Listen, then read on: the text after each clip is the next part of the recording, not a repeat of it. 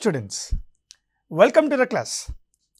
Welcome to the class on Indian Polity series for Group 1 Prelims TSPSC. As the part of Indian Polity series, today in this class, we will look into an important topic which is part of the parliament, that is the financial process in the parliament. Along with that, let us also see anti-defection law. Anti-defection law is something which is in news. So let us focus on these two topics. Now, coming to parliament financial process. The parliament financial process mostly consists of the topics like budget, right, annual financial statement, right. We have consolidated fund of India, contingent fund of India, public fund of India, as well as the cut motions. You also have cut motion. So these are the topics which are discussed in the financial relations of the financial process in the parliament. Now coming to anti-defection law. Friends, anti-defection law is not part of the original Indian constitution. Anti-defection law was later added in the Constitution of India.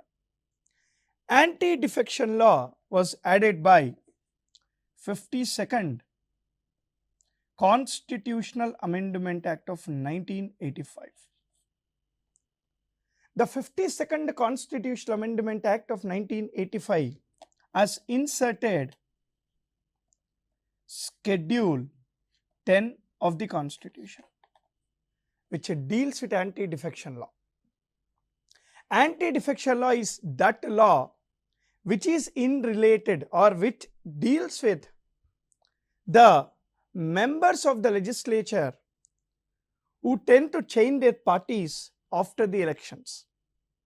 Anti-defection law is in news. So these are the two topics which we will focus on in this particular class. Let's continue and take our class forward by looking at the first question. Look at the first question. As I told you many times even before in my classes, our intention through this series is to make you understand two things. One, how the questions will be framed. When you read a subject, when you read Indian polity, you should also understand how the questions are framed or will be framed. And the second intention is that how to answer the question. When you practice these objective type questions, you will know how to practice these questions. You will know how the questions are asked. So this is our intention through these classes. Now let's look at the first question. Consider the following and choose the correct statement. The term budget is nowhere mentioned in the Constitution. Okay. Article 112 of the Constitution deals with annual financial statement. Now, there are few important terms which are not mentioned in the Constitution. Like we have the term like Lok Sabha, the term Rajya Sabha, right? The term federation, right? The term budget. These terms are nowhere mentioned in the Constitution. Meaning, this is correct statement. The term budget is nowhere mentioned in the Constitution. Then, there should be some article which deals with the budget, right? and that is your Article 112. Article 112 talks about annual financial statement of the government. The President of India shall lay down the annual financial statement of the government in the Parliament via budget session. See, as per Article 85 of the Constitution, a session of the Parliament is started or can be stopped by President of India only. So the answer for this also is C. The answer is C, because both the statements are correct. Very, very important. These type of questions can be asked for your exam. Now let's go to the next question here. All right. Look at this question, ma. Consider the following and choose the correct statement. Again, correct statement. Okay. Article 116 deals with vote on account. Article 116 deals with vote on account. We already know what is Article 112, annual financial statement. Now here my question is, Article 116 deals with vote on account. Okay. Vote on account is the budget passed in the election year. Now this is one favorite question in your exam. Many people tend to opt for the wrong answer. If you think the answer is C, that is absolutely wrong, because the answer for this is A. Statement 2 is wrong, statement 1 is correct. Article 116 deals with vote on account, but which is not the budget passed in election year. Then what is this? Vote on account is the advanced budget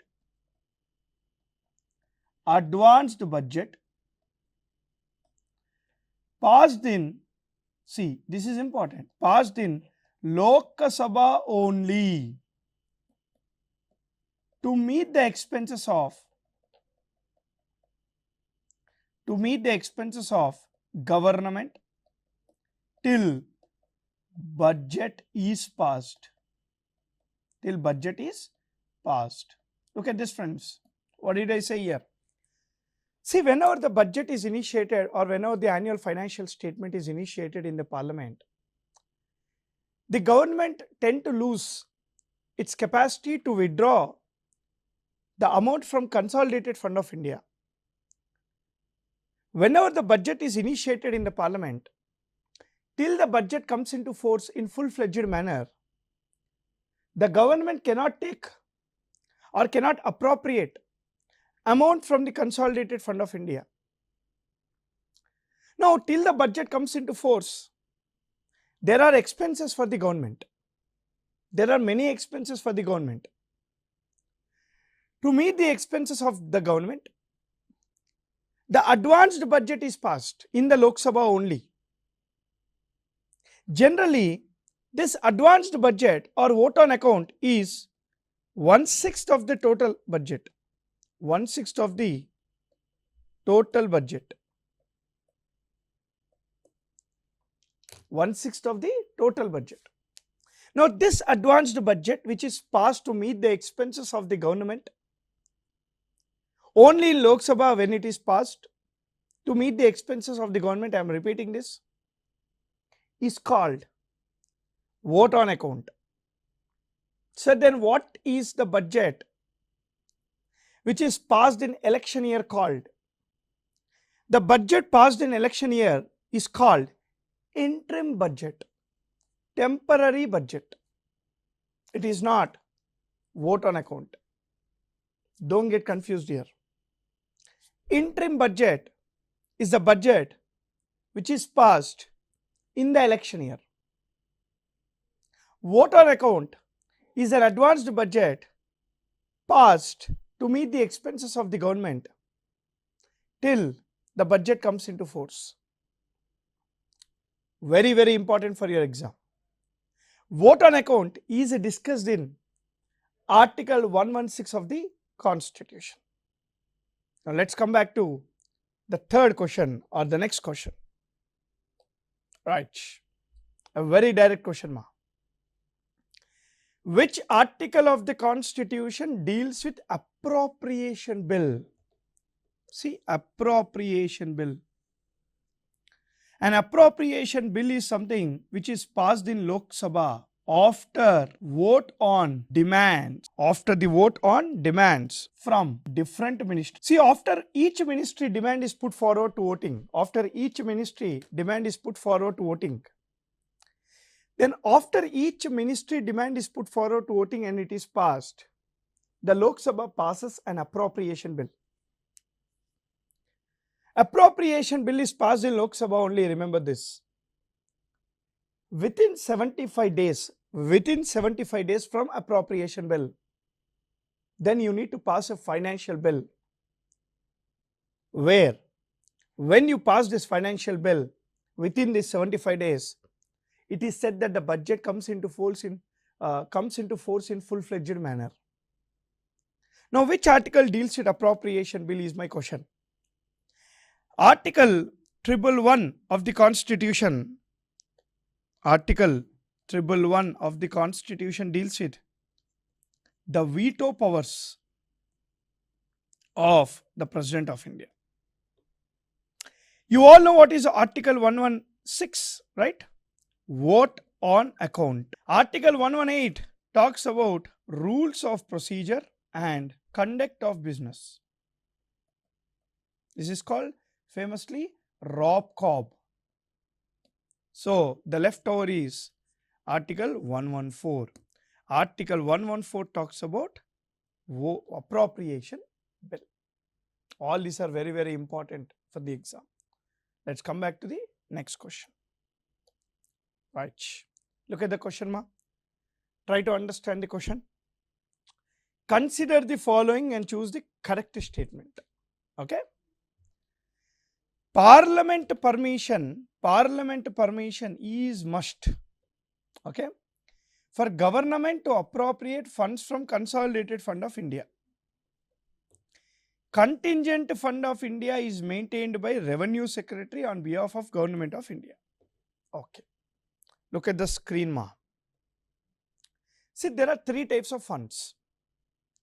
The first type of fund is called Consolidated Fund of India. The second type of fund is called Contingent Fund of India. And the third type of fund is called Public Fund of India. Okay.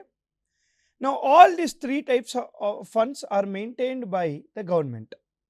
All the three types of funds are maintained by the government. Now, what is Consolidated Fund of India? Try to understand this very carefully. According to Article 266 of the Constitution, 266 of the Constitution, every rupee earned by the government shall be appropriated into Consolidated Fund of India. Every rupee earned by government shall be deposited into Consolidated Fund of India. Every rupee earned by the government shall be deposited into Consolidated Fund of India. Now, government also has expenses. For the expenses of the government, to withdraw the money from Consolidated Fund of India, for the expenses of the government, to withdraw the amount from Consolidated Fund of India, government has to take Parliament permission. Without Parliament permission, government cannot withdraw funds from the Consolidated Fund of India. Parliament will provide permission by passing certain bills or laws. This is your Consolidated Fund of India. Now, what is Contingent Fund of India? See, contingency means emergency, disaster. Now, whenever there is a disaster or whenever there is an emergency need of funds, you can't go to Parliament and ask money. and you can't wait till the procedure is completed, because there is a disaster, we need to act, we need money. So for that purpose, some particular amount is always deposited into Contingent Fund of India. Contingent Fund of India is maintained by Revenue Secretary, managed by Revenue Secretary. But who authorizes the money from Contingent Fund of India? The President only.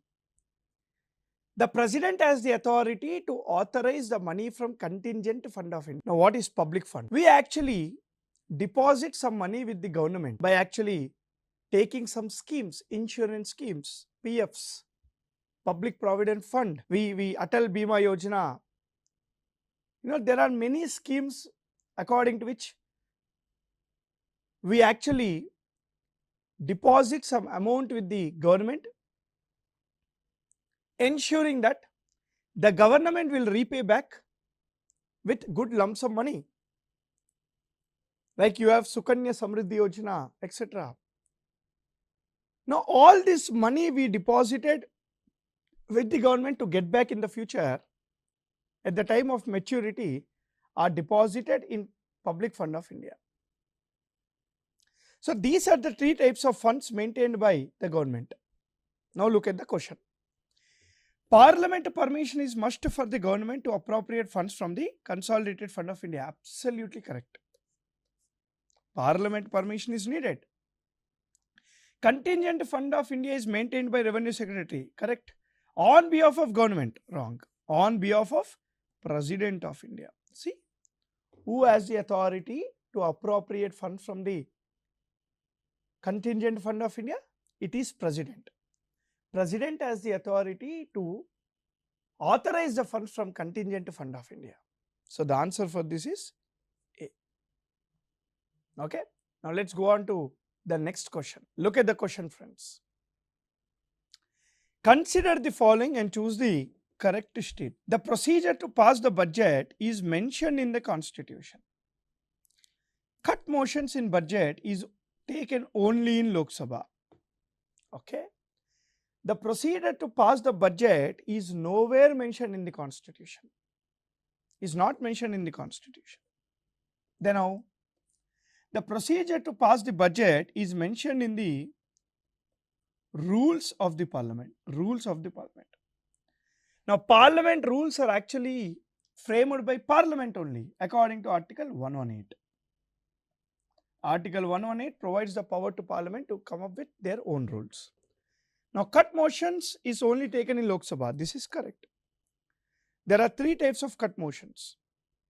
The first one is called policy cut. The second one is called economy cut. And the third one is called token. There are three types of cut motions. So the answer for this is B. 2 only is the answer. Now all these cut motions are the tools used by the opposition leaders to bring down the amount of the budget or to show their grievance or show their dishonesty, not dishonesty, that was not the right word, but show their some problem with any policy of the budget. They can actually make sure that this policy has certain loopholes and they make it evident by utilizing these cut motions. Now let's come back to the next question. Right. Consider the following and choose the correct statement. Consider the following and choose the correct statement. Okay. Public Accounts Committee consists of 22 members and all are from Lok Sabha. Estimates Committee consists of 30 members and all are from Lok Sabha. Okay. So here we are discussing about something called parliamentary committee. See, parliamentary committees are the research think tanks of the parliament. Parliamentary committees are the research think tanks of the parliament. Generally, we divide the parliamentary committees into two types. The first one is called standing committees. The second one is called ad hoc committees. The first one is called standing committees. The second one is called ad hoc committees. Now, standing committees are further divided into two types. The first one is called departmental related standing committees. We generally divide this. And the next one is called financial committees. So there are 24 departmental related standing committees, but there is a proposal by the government to actually bring it down to 2021 also. So let's wait and see. But there are three types of financial committees. There are three types of financial committees: Public Accounts Committee, Estimates Committee, Committee on Public Sector Undertakings. There are three types of committees. Now the question is about Public Accounts Committee and Estimates Committee. I will get back to this question. But let me also tell you one more point. Ad hoc committees are also of two types. The first one is called research and the second one is called inquiry based committee. So parliamentary committees are the research think tanks of the parliament.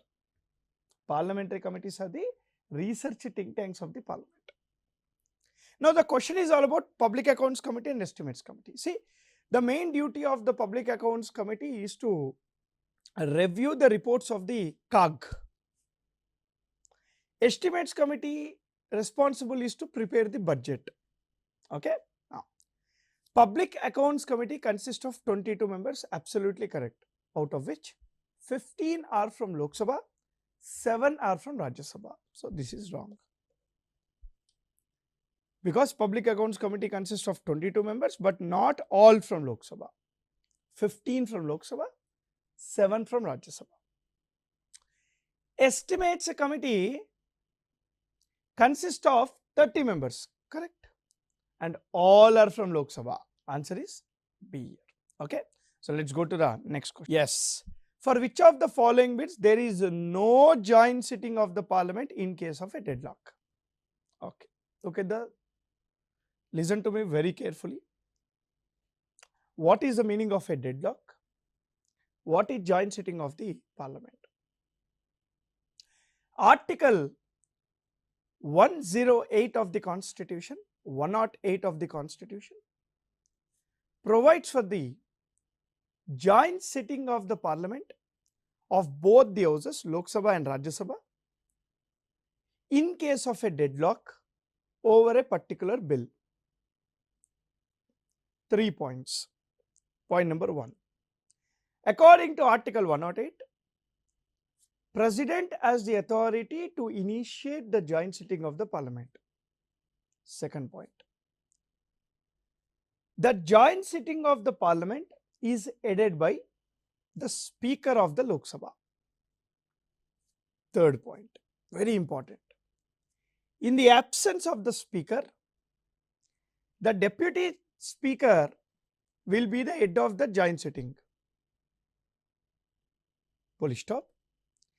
In the absence of the Deputy Speaker, the Deputy Chairman of the Rajya Sabha will be the head of the joint sitting, meaning the Chairman of the Rajya Sabha cannot be the head of the joint sitting. Very, very important. Now, the question is, for which bills there will be a joint sitting? Chalo, let us see. See, there is something called ordinary bill. There is something called financial bill type 1, financial bill type 2. We have a CAB, money bill, and constitutional amendment bill. Now look at this. Joint sitting of the parliament as per Article 108. Okay. Now one more point, Amma. There is no provision of joint sitting for state legislature. There is no provision of joint sitting for state legislatures. Okay. Now, for ordinary bills, there will be a joint sitting in case of a deadlock. Sir, what is the meaning of deadlock? When there is a difference of opinion between Lok Sabha and Rajya Sabha on a bill. When Lok Sabha says yes, Rajya Sabha says no. Right? When Rajya Sabha says yes, Lok Sabha says no. That is called deadlock. Difference of opinion is called deadlock. Okay. For differences of opinion for ordinary bill, there will be a joint sitting. Financial bill part 1, yes. 2, yes. There is no joint sitting for money bill. There is no joint sitting for cap. Okay. Now look at the question. For which of the following there is no joint sitting, Amma? No joint sitting. So money bill, yes. For this both, joint sitting of the parliament can be held. Okay. Answer is C. Okay. Very, very important. Let's go to the consider the following and choose the correct statement. Question hour is the hour of the parliament, is the first hour of the parliament. Question hour do not take place on the budget day and motion of thanks. Both the statements are correct, Andy. Both the statements are correct. Now look at the screen. Parliament generally starts from 11 AM and continues till 6 PM. Right? Not compulsorily. And according to the rules, it is 11 to 6, but it can be changed. Speaker can ask them to come at 6 AM and maybe speaker can leave at 10 PM also. There is no, but this is how generally it works. Now 11 to 12, so there is something called question hour, right?